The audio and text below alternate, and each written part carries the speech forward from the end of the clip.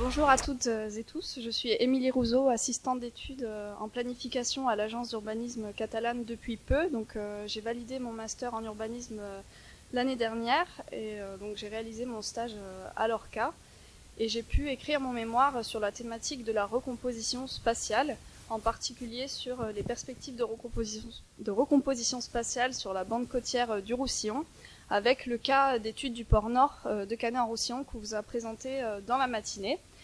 Donc, dans le cadre de ce mémoire, j'ai pu réaliser un large benchmarking sur une trentaine de sites, c'est-à-dire que j'ai identifié des sites où étaient mises en œuvre des méthodes d'atténuation et d'adaptation au changement climatique. Aujourd'hui, j'en ai sélectionné 3 en particulier à vous présenter.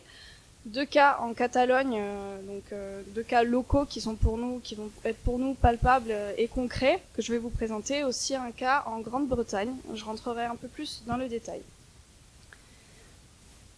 Alors, pour le premier cas, donc il s'agit du démantèlement du Club Med au Cap de Creus à Cadaqués en Catalogne, donc sur la commune de Cadaqués, que j'ai nommé du paysage anthropique à la sanctuarisation de la nature. Donc à savoir que en Espagne, le franquisme a marqué un demi-siècle d'urbanisation conquérante et anarchique, et à la fois en périphérie et dans les espaces naturels.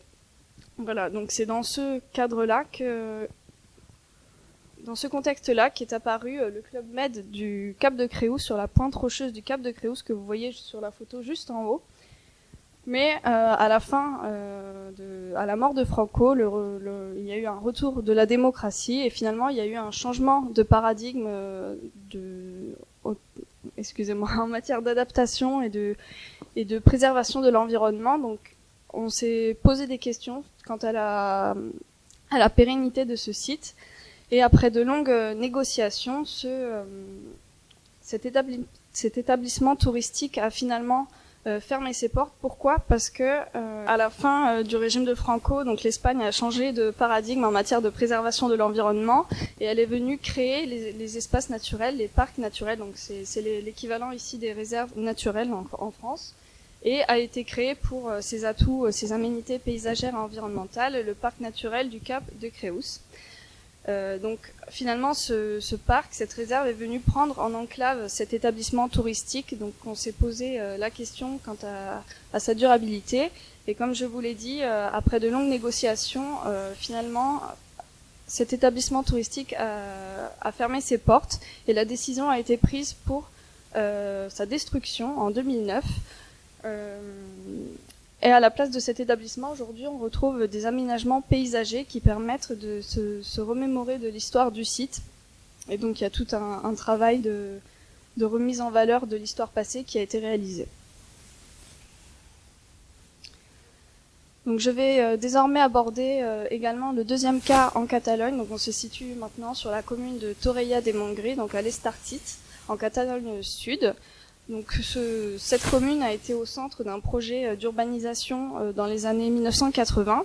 Un plan de lotissement a été validé. Donc sur l'image au-dessus, vous pouvez voir. Là, on peut pas incriminer Franco.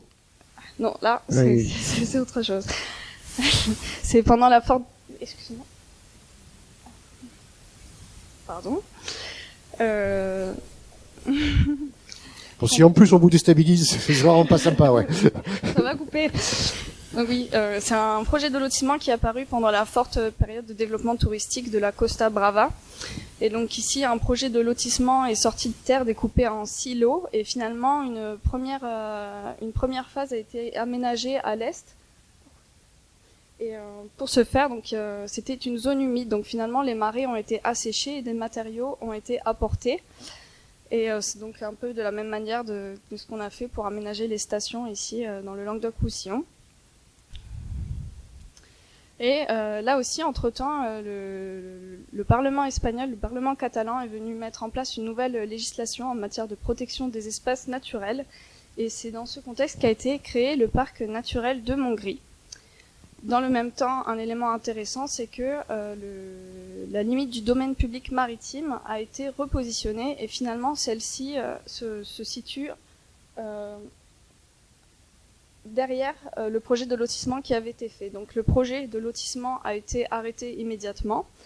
Il y a eu de nombreux litiges entre la mairie et les propriétaires fonciers, mais finalement, ce qui est intéressant ici, c'est que c'est l'intérêt environnemental, l'intérêt patrimonial qui a primé sur l'intérêt économique. Donc, voilà.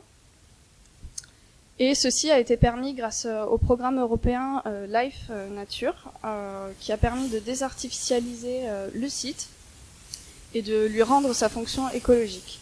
Volontairement, sur site, on retrouve encore certains vestiges, certaines traces de ce qui avait été fait, notamment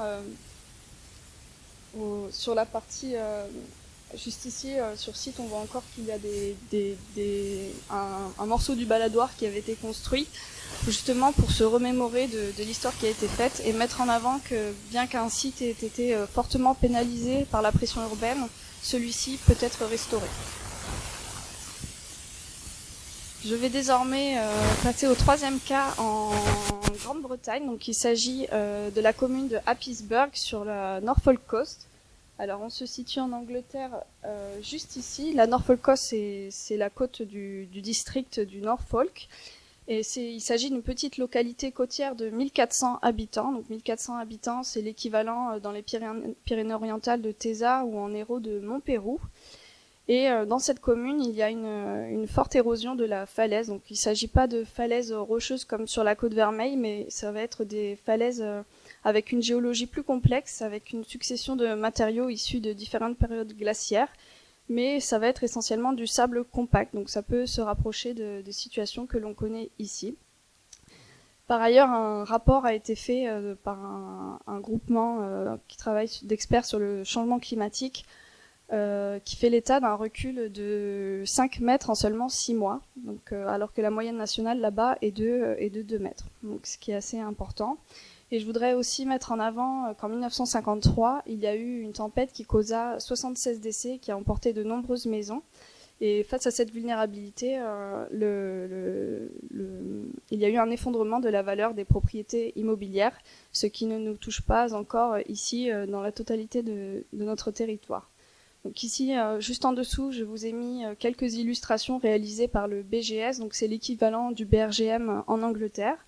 En premier, une modélisation 3D de la falaise entre 2001 et 2006 qui met en avant son recul, allant jusqu'à plus de 70 mètres en seulement 5 ans. Ensuite, vous avez une seconde illustration qui montre l'évolution du trait de côte qui est fait à partir depuis 1885 par photo-interprétation. Donc là, on se rend compte de l'érosion rapide de ce trait de côte, du retrait rapide, pardon. Et enfin, une illustration qui montre l'évolution du niveau marin, une prospective d'ici à 2110, avec une élévation prévue de plus de 1 mètre, donc ce qui est assez important. Et les enjeux humains et sociaux sont donc élevés sur ce secteur. En matière de suivi et de gestion, qu'est-ce qui a été fait dans cette commune ? Depuis des centaines d'années, il y a en quelque sorte un barricadage de la côte qui est fait par les habitants, à l'initiative des habitants, un peu comme du bricolage. Donc on est venu combler des brèches, réaliser des digues et aussi des brise-lames en bois, donc qui sont bien loin de ceux que l'on connaît en Méditerranée. Mais par la suite, il y a eu un premier suivi, un programme de suivi qui s'appelle le Slope Dynamics Project Report, qui est un programme de surveillance des dynamiques côtières qui a été réalisé entre 2000 et 2006, sur 3 sites, dont Happisburgh. Et c'est finalement ce rapport qui a mis en avant la situation critique que connaissait cette commune. En réaction, donc en 2009, le gouvernement anglais a créé un programme d'essai nommé Pathfinder, qui a permis d'attribuer des financements à des communes, donc sur 15 sites. Et parmi ces communes, 3 millions de livres ont été attribués à Happisburgh pour envisager ce recul. Donc c'est l'équivalent de 3,5 millions d'euros. Et ce qui a permis le repli de 9 propriétés résidentielles et également d'un terrain de caravaning qui est l'enjeu économique phare de la commune. Également, depuis 2012, il y a une doctrine nationale qui s'est mise en place, qui est traduite dans le plan de gestion du littoral qui nomme le Shoreline Management Plan, qui est divisé en 22 unités. Et ce plan, je cite, doit permettre à long terme de l'évolution naturelle de la côte en autorisant son recul. Également, depuis 2012, est mis en place localement une politique nommée EN12, Donc là, c'est plus opérationnel, c'est-à-dire qu'on vient accorder des permis de construire sur des terrains qui n'étaient originellement pas destinés à un usage résidentiel pour les propriétaires dont les biens immobiliers sont menacés dans un délai de 20 ans, excusez-moi. Et plus récemment, en 2022, de nouvelles recherches ont été faites et qui prédisent une perte de 50 mètres de terrain supplémentaire d'ici à 2035. Donc c'est une vulnérabilité plus grande que ce qu'on connaît sur nos côtes.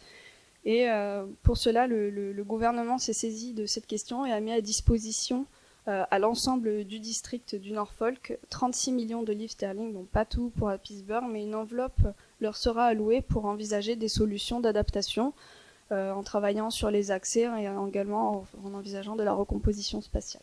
Voilà. Ce qui est intéressant à retenir sur ce cas, c'est qu'il y a une souplesse qui a été trouvée dans le zonage réglementaire, et aujourd'hui c'est pas quelque chose qu'on fait ici. Après, le projet a été permis grâce à des leviers financiers, et on sait bien que ici c'est l'élément, le facteur bloquant, mais c'est un cas dont on pourrait s'inspirer éventuellement.